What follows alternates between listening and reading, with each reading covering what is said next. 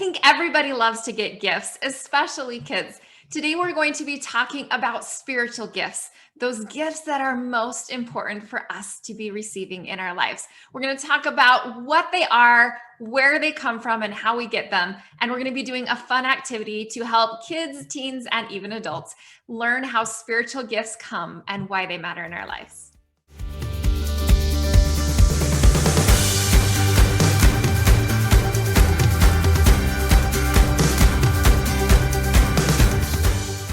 I'm Jamie Knapp, and welcome to the channel where quick insights and tips make raising kids in the gospel so much easier and a lot more fun.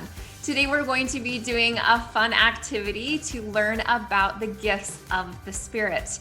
We learn about so many of these, about the gift of tongues, the ability to be healed and to heal, the gift of knowing that Jesus Christ is the Son of God. But there are actually so many more gifts than that. And sometimes we don't fully understand their purpose and their impact in our lives. The gifts of the Spirit are talked about in the Bible, but they are also mentioned in the Doctrine and Covenants. Doctrine and Covenants, section 46, verses 11 through 12 says, "For all have not every gift given unto them, for there are many gifts. And to every man is given a gift by the Spirit of God." This is a good scripture to share while you explain to your kids and teens or whoever you're teaching that each of them has a gift of the Spirit, at least one. Now, as you do that, explain that you are going to give them another gift and you are going to hand them out some interesting objects. One might get a pencil, another a piece of paper, another a pair of scissors, and yet another some window cleaner or a toothbrush. Elder Bruce R. McConkie said that spiritual gifts are endless in number and infinite in variety. Just like those spiritual gifts, the gifts you are giving your kids right now are going to be different, and every one of them is going to get something unique to them. Doctrine and Covenants, section 46, verses 13 through 14 says, "To some it is given by the Holy Ghost to know that Jesus Christ is the Son of God, and that he was crucified for the sins of the world. To others it is given to believe on their words, that they might also have eternal life if they continue faithful."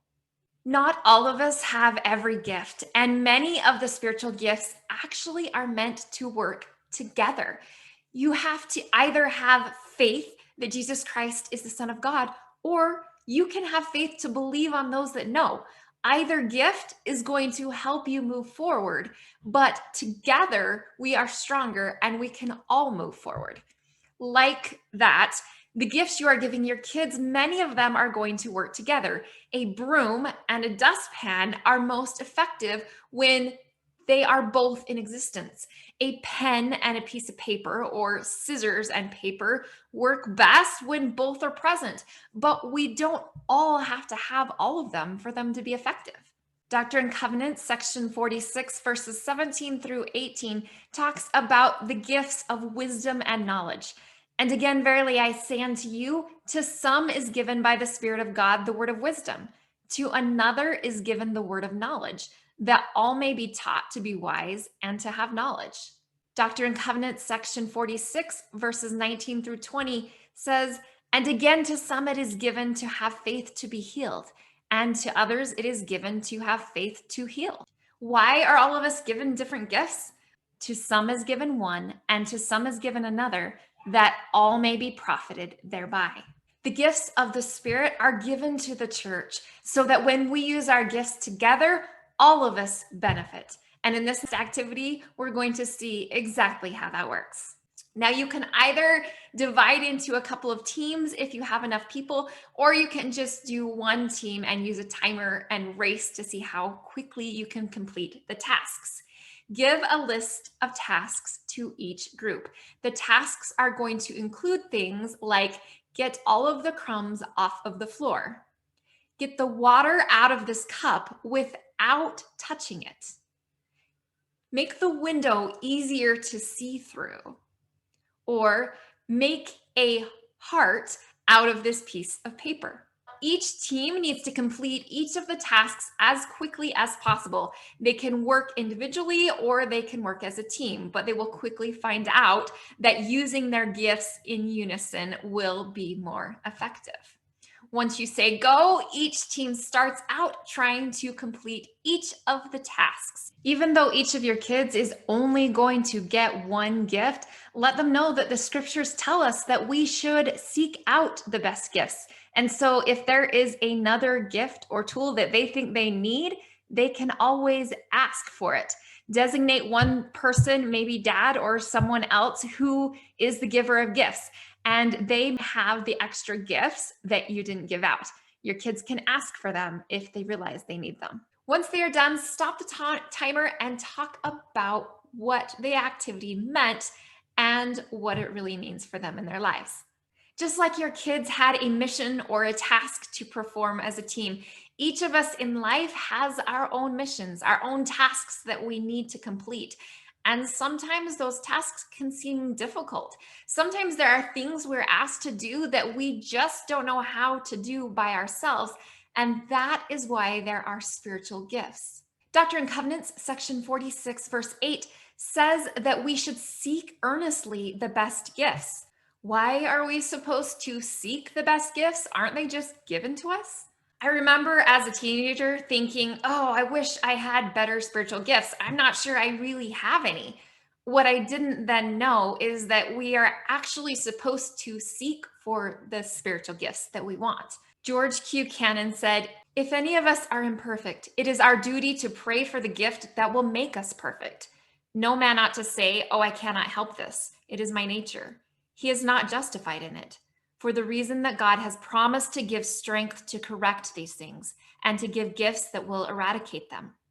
If a man lacks wisdom, it is his duty to ask God for wisdom. The same with everything else. That is the design of God concerning his church. He wants his saints to be perfected in the truth. For this purpose, he gives these gifts and bestows them upon those who seek after them, in order that they may be a perfect people upon the face of the earth. The gifts of the Spirit are given so that we could do things that we couldn't do otherwise. Heavenly Father knows none of us are perfect, and we can't do everything we're supposed to do without some help. And so he gives us tools. He gives us gifts to empower us to do what we need to do and to become more like him. Just like your kids couldn't get all the water out of the cup without a straw, or they couldn't draw a picture on a paper or cut a shape without using the scissors or the pencil. There are things in our lives that we cannot do without heavenly help.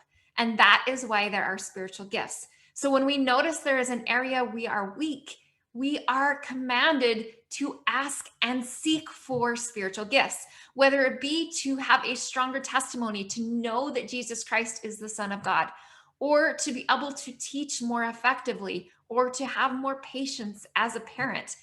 All of those spiritual gifts, endless in nature, are there for us to seek and to develop so that we can become more like our Father in heaven. Elder Robert D. Hales in 2002 said, I bear testimony that God has given us the gifts of the Spirit to allow us to be drawn more closely into his circle of love. He desires that we should receive these gifts of the Spirit and magnify them and have them grow within us. We have to teach one another how to seek after them. As we do, our faith in him will increase and our true destiny will be fulfilled, ultimately to return to his presence as his valiant sons and daughters. May we seek after and obtain these gifts, I humbly pray. Spiritual gifts are there for all of us, and it is our duty to seek them and to help our kids seek them as well. As we do so, we will be empowered to do the things that we have been asked to do and become more like our Heavenly Father.